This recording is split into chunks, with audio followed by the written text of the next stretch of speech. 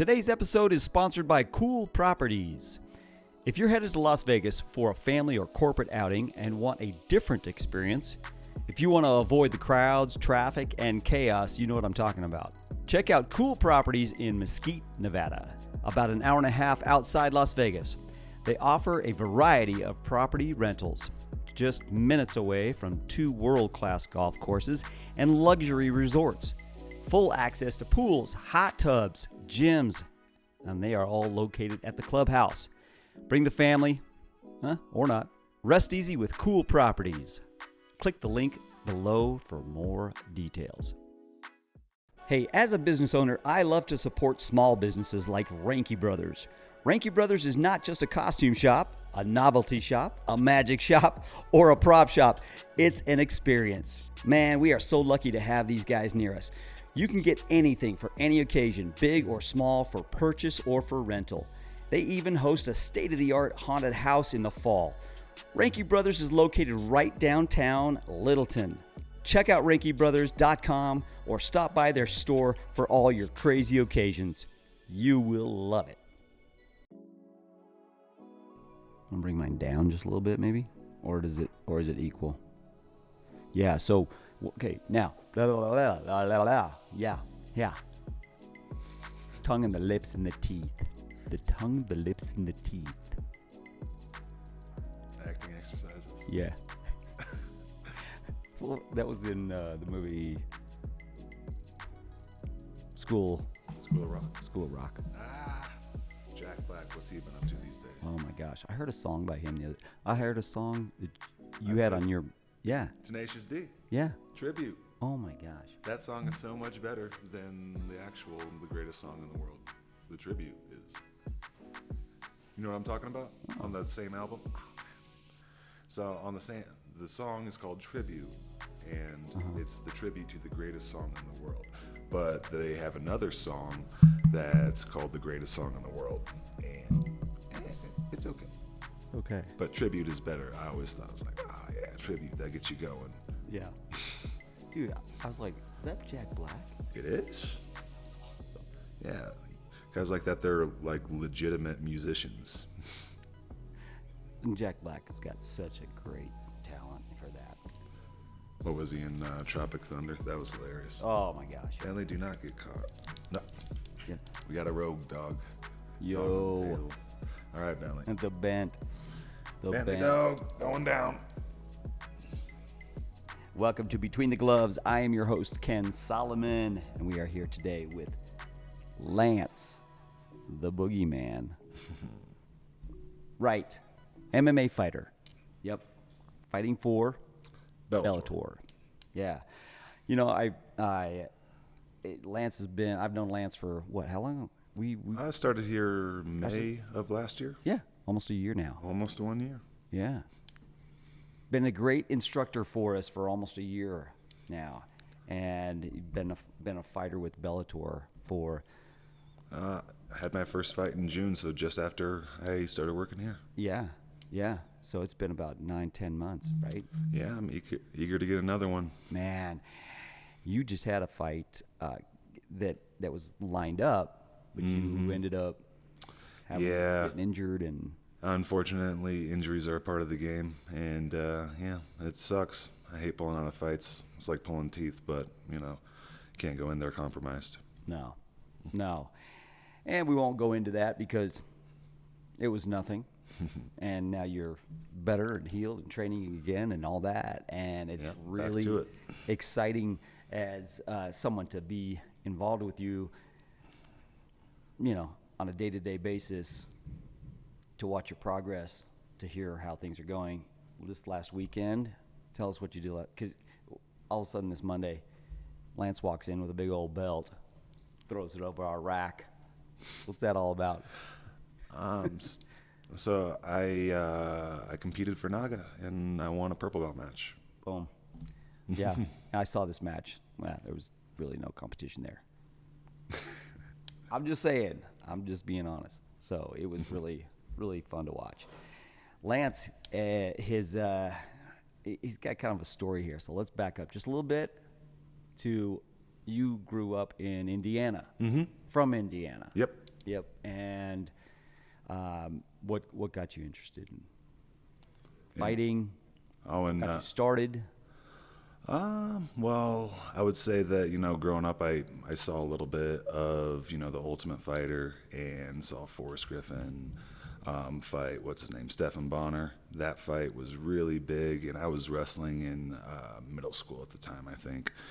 And I just remember thinking just like, wow, that is so cool. This is a new sport. I think this could be something that I want to do one day.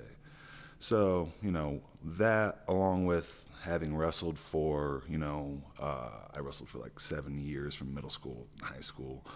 I just felt like it was a, really cool transition, into something, that was something where you could actually make money and be a professional at, because you can't make money as a wrestler, there's not really, unless you're an Olympic gold medalist or whatever.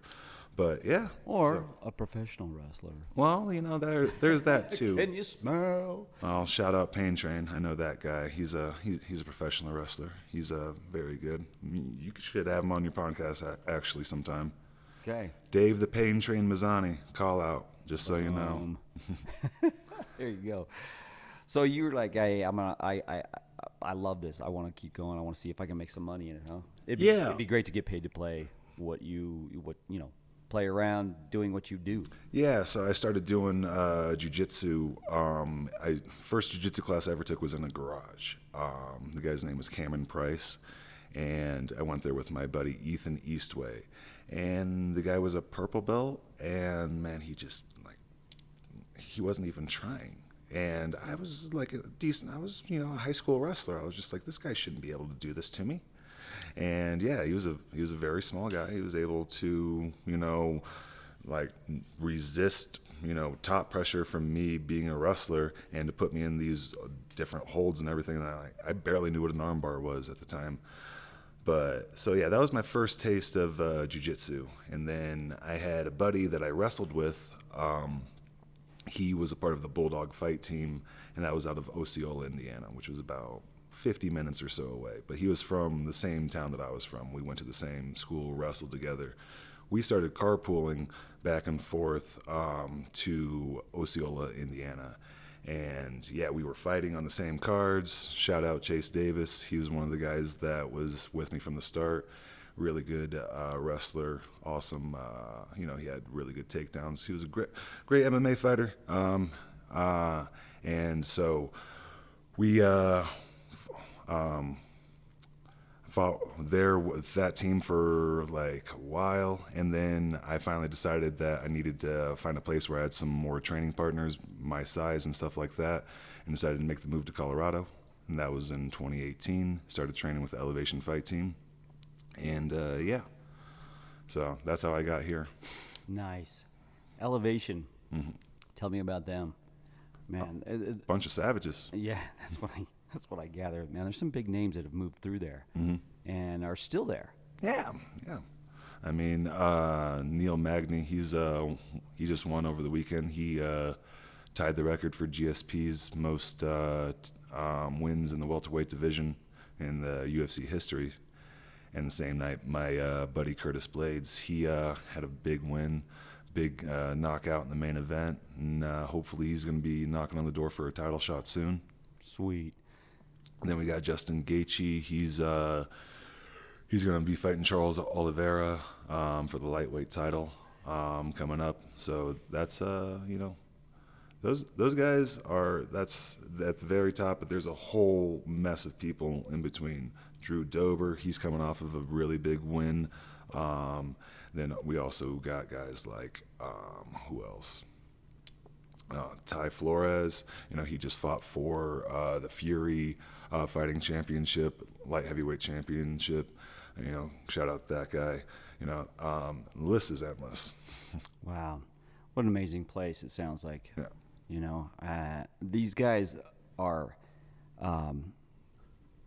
You're getting hooked up with them to train, to spar with, And, what's that like? I mean, do you go into the gym and depending on the day, it hurts.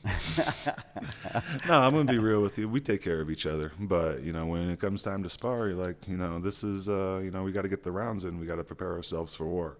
So we know what we're there for, and we know sometimes there's a little bit of collateral damage, but I think that for the most part, we've got a very good team where we take care of each other for the most part.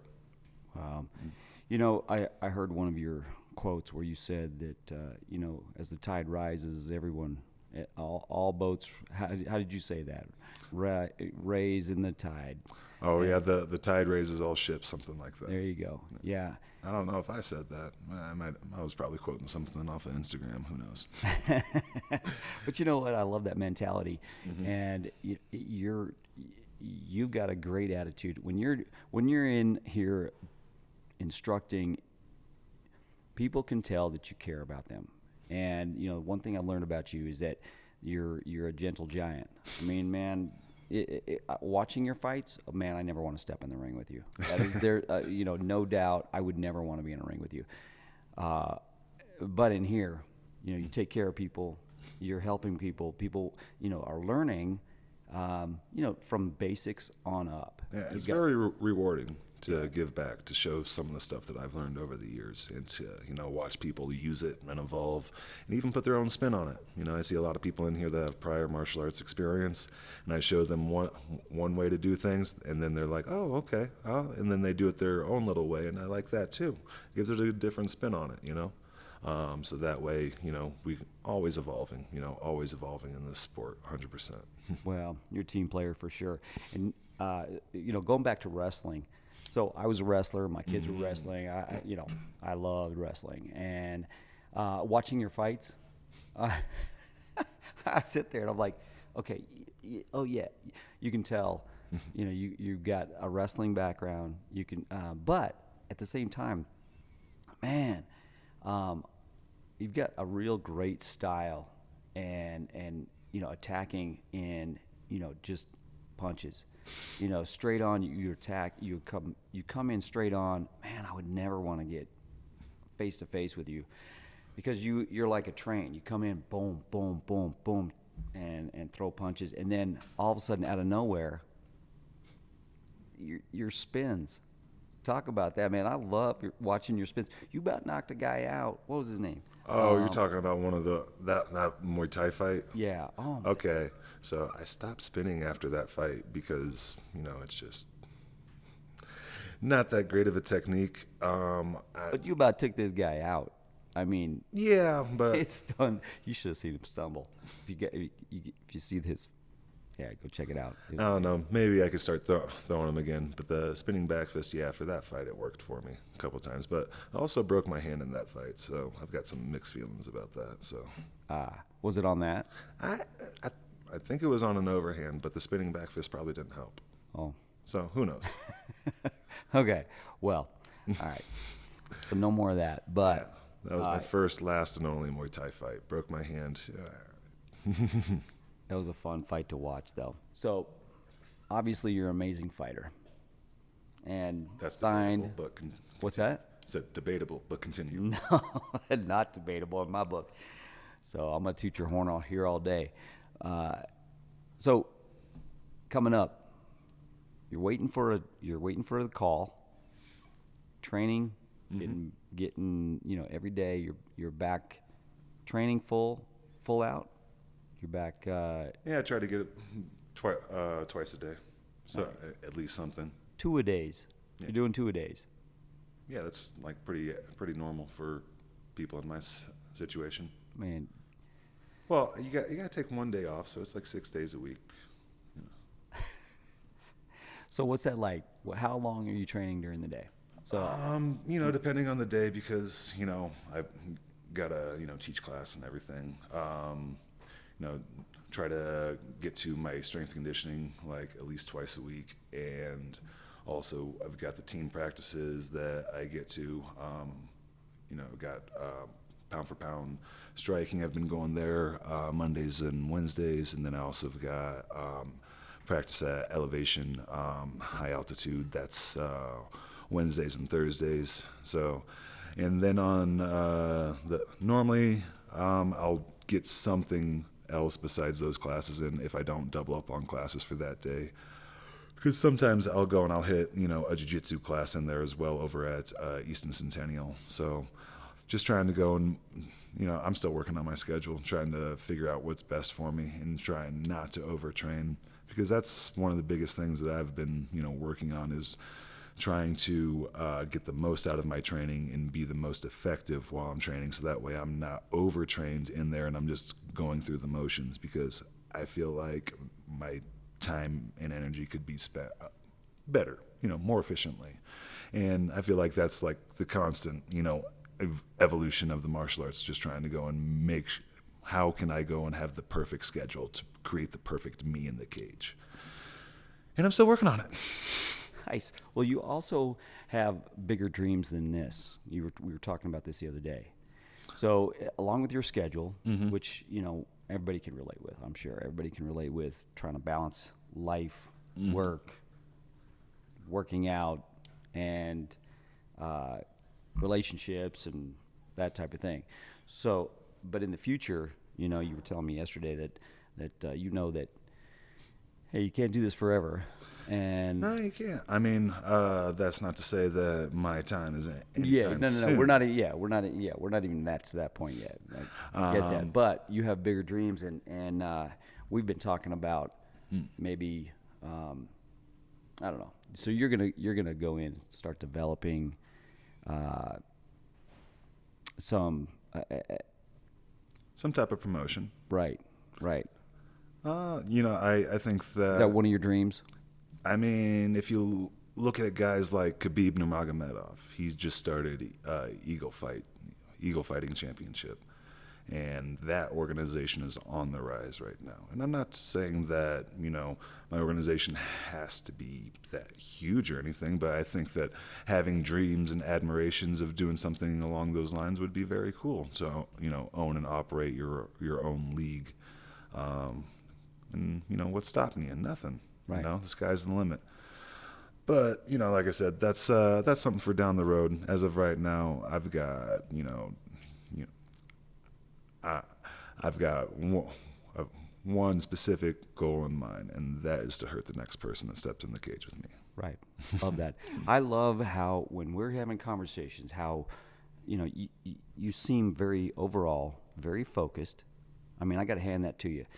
You when you're instructing, when you're moving from here to the next thing, you're a very focused guy, and that, I mean, to me, is what it takes to be to win, to win a fight. We were just talking about that again. I mean, how you want to, when your next fight comes, that's all you're going to focus on. That's all, you gotta cut out the background noise. Yeah. But you're taking it, each step, each time, you're making improvements, and that's how we all, that's how we get through life, is learning from our mistakes, or learning from things, the past, and what we can improve on, and you know what? One thing is that you have, you're learning, and I see this in you, is that, we all have this potential physically and mentally, and we only use how much of it. I see people in our classes, they can hit harder, they can work harder, and that's our goal, is to encourage people to do their best and to push themselves. But are you finding that as you're training and as you're looking forward to the next fight, are you realizing that some of the limits that you had or have aren't really limits, or those limits are being broken? And explain that to me. How's this process going from wrestling to where you are now? Well, I mean, I'm always trying to improve upon my training. I've got a bunch of really great training partners, so I guess surrounding yourself with people that are going to push you is going to be the first thing to break those walls and everything, break those barriers. Because if you don't have those people around you, you're never gonna aspire to be better than yourself. You have to have you have to have a high ceiling, you know, and I definitely feel like the guys that I train with, you know, they're at the top, and I strive to be, you know, as good as they are every time that I step on the mat with them. Right. So that reminds me of something I heard one time, that, you know, look at your friends, or, you know, show me your friends and I'll show you your future. Right? That's, yeah. Also heard someone say something like, you are the sum of the 5 people you spend the most time with. Right. Yeah, that's so true. Yeah. So tell me a great moment. Tell me a story about stepping into the octagon, or along the way. Give me some kind of, what has been a highlight for you? I'll tell you about my first fight. I had been training at a gym called Goshen MMA, which didn't really have like any fighters. It was just called an MMA gym. So I went there to start with. And this was in? This was back in Indiana. Okay. I had just started MMA, and, you know, training for it. Obviously didn't have my first fight yet. And then I was at one of the gyms in Syracuse, Indiana, and I bumped into my old buddy Chase that I had mentioned earlier. And Chase was like, "Oh yeah, man, we have a fight team at the gym I go to in Osceola." And I was like, "Oh really?" He's like, "Yeah, we fight in South Bend." And I was like, "Oh, that's awesome." So I go up there, and immediately the first day I get my butt beat by this guy named Kurt Kaufman. And Kurt, you know, he was a really good wrestler, decorated, awesome MMA fighter as well. And that's when I realized, it was like, okay, this is the place where I need to be. So I started training there, and I trained there hard for 6 months of hard training on top of my, you know, I had wrestled in high school for 7 years, a little bit of jiu-jitsu in between. So, and then I had my first fight in June 2012, so coming up on 10 years ago. And I remember weigh-ins, and I walked in there, and I looked at some of the other guys that were going to be fighting there. I didn't know who I was going to be fighting, and I saw this one guy, and I was just like, man, maybe I'm going to have to fight this guy one day. You know, just that was the thought. Right. And thinking back on it, I did. A lot of those people in that room, I did end up fighting, and I beat them. Oh my gosh. So it was just that moment of walking. The building was called the Century Center, and you walked in there, step on the scale, and then you do your face-off. And the weight class I was fighting at was 205 pounds, and I weighed about like 192, so I was really, really on the lighter side. This other guy, he stepped on the scale, he was like 202 or something like that. I was like, all right, you know, he's got about 10 pounds on me. Remember the face-off, and I remember just thinking, it's like, I'm gonna eat your soul. Like, that was my mindset right there. I was just like, because I was held back. When I first started training, my coach at the time, Todd Brown, he didn't want me to fight right away because I told him I had all this experience and everything. I was ready to get in there. But he said, nah, I want you to train 6 months at my gym, and then I'll get you a fight. So I had 6 months to just sit there and think, it's like, oh, it's coming. The time's coming. The time's coming. And then it's fight day. And to be honest, I don't really remember too much of fight day. I just remember walking into the cage and just having this, it's fear. It's fear, but it's in a good way. You know, it's all of this pent-up energy and pent-up aggression that, you know, I had for a very long time. I lost my mom when I was in high school, and that was kind of what led me to the path that I was on. A lot of pent-up energy leading into this fight. And so, you know, at the start of fights, it's like an unspoken rule or whatever that sometimes you'll touch gloves. A lot of guys do it, you know, before the fight. Yeah. Bell rings. I walk out, hand up, expecting to touch gloves like how I had done sparring with all of my other teammates in the past. Instead of touching gloves, this guy kicks me in the chest. Yeah. That was the first second of my fight. So I take a step back, and I remember thinking it was just like, oh, it's time to go to work. And as this guy got closer to me, I just let loose my right hand, and his jab connected, but my right hand connected over top, and I saw in his eyes he was out. and I threw my left hook, and then he really went out. Dang. Oh my gosh. All that pent up. Yeah. Fear 2 shots, and then the referee stopped it. Dang. Yeah. You unleashed all that right there. Boom. And at that I point, love the fact that he didn't touch your hands. I love that he didn't do the little tap thing, and you just pummeled him. Oh my gosh, that's awesome. Yeah, that was my first fight. Ended in 7 seconds. Wow. So, and prior to my background, I had just been a wrestler, but there was something inside me that just wanted to hurt someone that day. So that's what came out. Dang. They say when you are, up against something, you need to channel it. You need to think of whatever you can to bring that all together and all at one moment. Man, you did it. Well, that's they call that martial arts prowess. So it doesn't matter what's going on, but when the occasion arises, you arise to it. Right.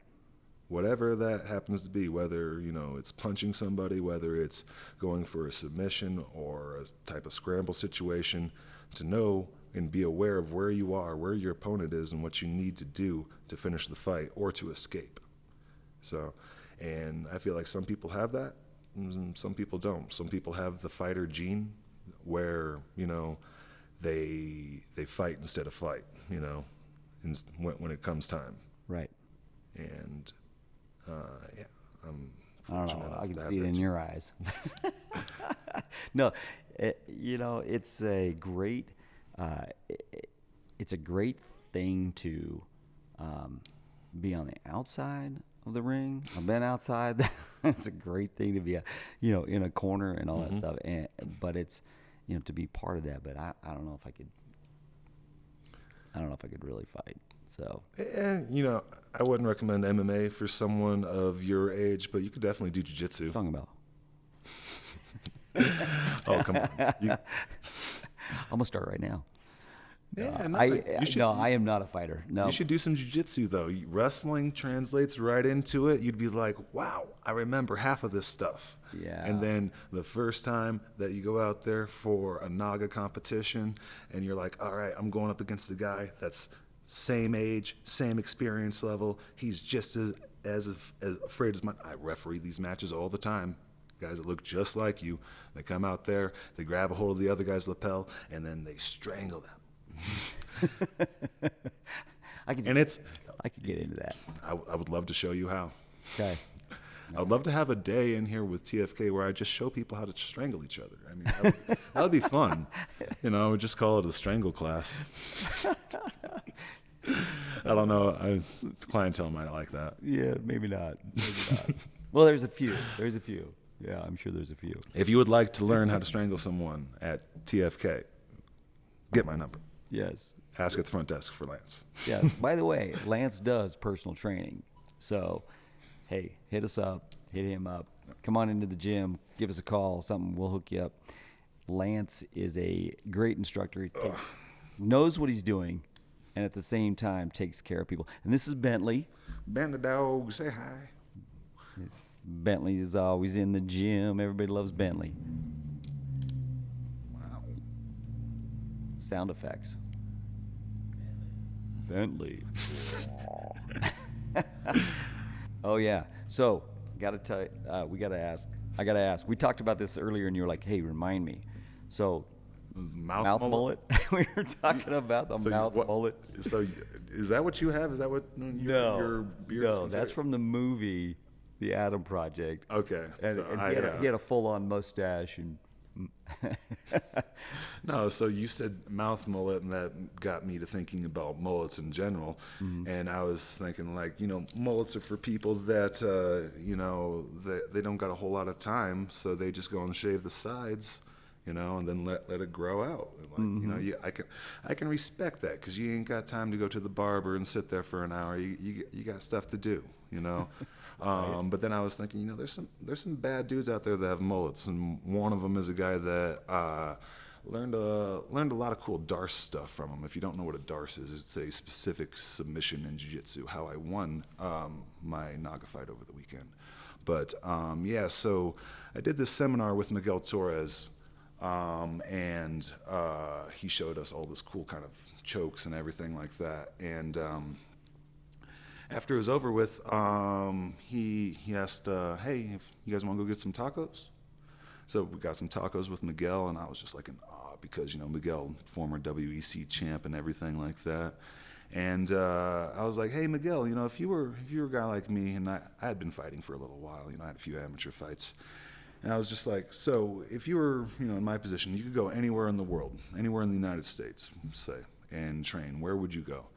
He said, oh, I'd go train with my boy Neil in Colorado, Neil Magny. And pretty much that's what I did. That's how you got here? Well, yeah, Miguel gave me Neil as a contact, and this was a few years later, actually, because I went to Colorado one time. Unfortunately, Neil wasn't there, but I got to check out the MMA scene and everything. Was super impressed. And then, yeah, I got a hold of Neil again, moved out there, and, you know, he was a nice enough guy to rent me a room for a couple years and everything while I was out there and fighting, and, yeah.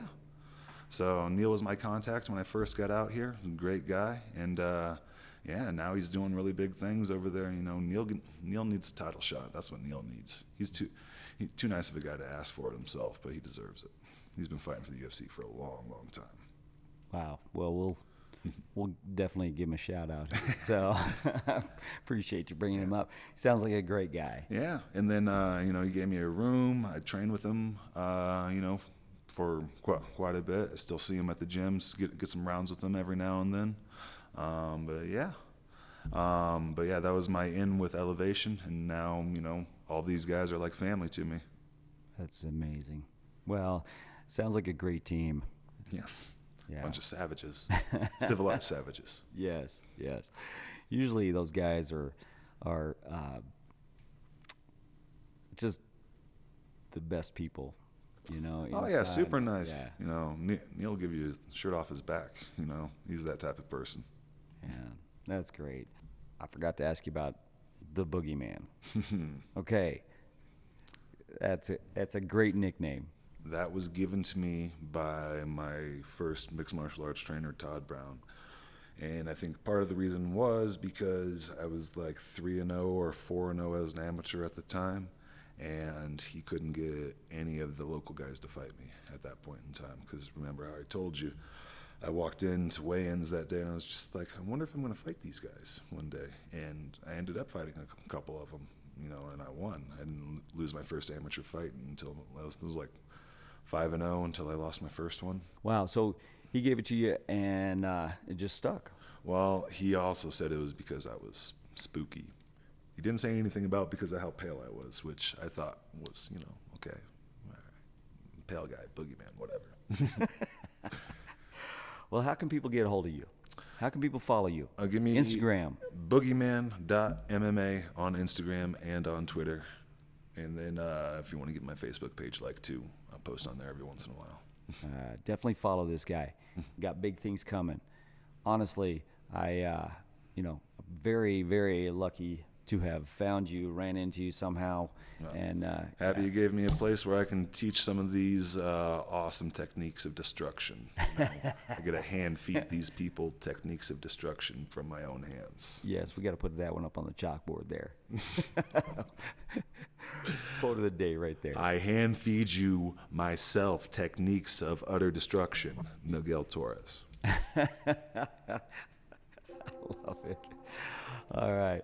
Between the Gloves is available wherever you get your podcasts. You can find more content on our Facebook, Instagram, and YouTube at Total Fitness Kickboxing Littleton. Thanks for listening. Peace. Thanks, Bentley. Thanks for showing up here. Woo. Thanks for bringing Lance over. Yeah, no, I'm sturdy like a Millie Rocket. Skin clear, still look young, Andy Miller knockers. Money in my pocket. Don't call me a money pocket. Engine get to rocket. It sound like a thunder rocket. Yeah, I still love my baby even when it's toxic. Crazy like she Britney, but no, she don't shade the noggin. No.